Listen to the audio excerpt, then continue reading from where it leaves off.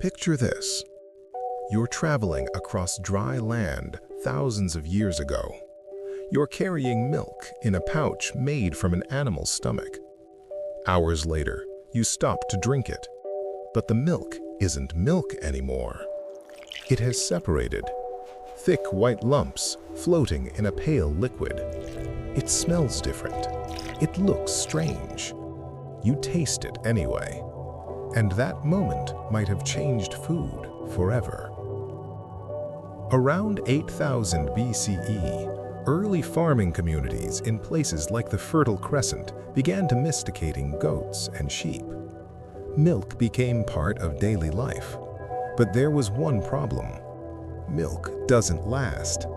Without cooling, it spoils quickly, especially in warm climates. For people constantly moving with their animals, that was a serious issue. They needed a way to preserve it.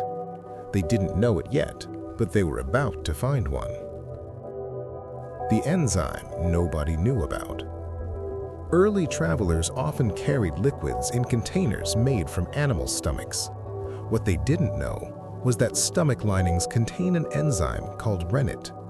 When milk sits in contact with rennet, it naturally separates into curds, solid, and whey, liquid. To someone back then, it probably just looked like the milk had gone wrong. But the solid part was thicker, richer, and it lasted longer than fresh milk.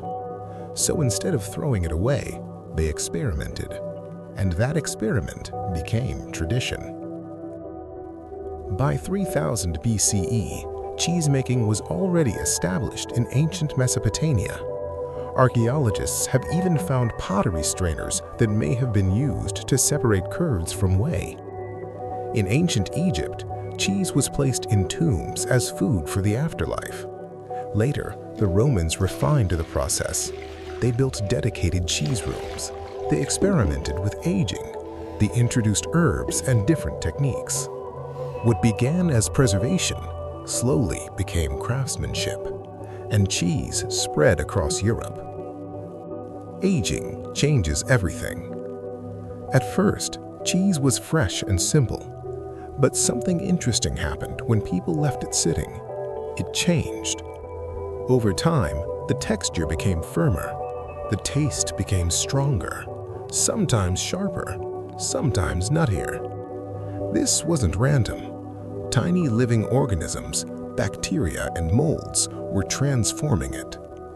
Different climates created different results. Cool caves produced slow aging and deeper flavors. Mountain air gave cheese a distinct character. Salt helped draw out moisture and protect it from harmful microbes. People began to understand patterns. They noticed that certain methods worked better in certain regions, and slowly, local styles formed. That's why cheese in France tastes different from cheese in Italy. Why some cheeses are soft and creamy, while others are hard enough to grate. Aging wasn't just storage, it was transformation. When science finally caught up, for thousands of years, cheesemaking relied on observation. People didn't know what bacteria were. They didn't understand enzymes. They just followed the steps that worked. It wasn't until the 1800s that scientists like Louis Pasteur began studying microorganisms. Suddenly, the mystery had an explanation. Rennet was identified as the key enzyme that coagulates milk proteins. Specific bacteria were found to shape flavor and texture. Even temperature and humidity could now be measured and controlled. Cheesemaking shifted from instinct to science. Factories began producing consistent varieties. Standardization spread. But even today, many traditional cheesemakers still rely on methods passed down for generations. Because while science explains cheese, it doesn't replace the craft. Today, there are more than 1,800 varieties of cheese around the world, all from milk, all from a reaction people once didn't understand. So how was cheese invented? Probably by accident. A container, Some milk, an unexpected change, no grand design, no master plan, just curiosity, and sometimes that's all it takes. If you enjoyed this journey through history, there's more waiting for you. Please like the video, and also do not forget to subscribe to the channel.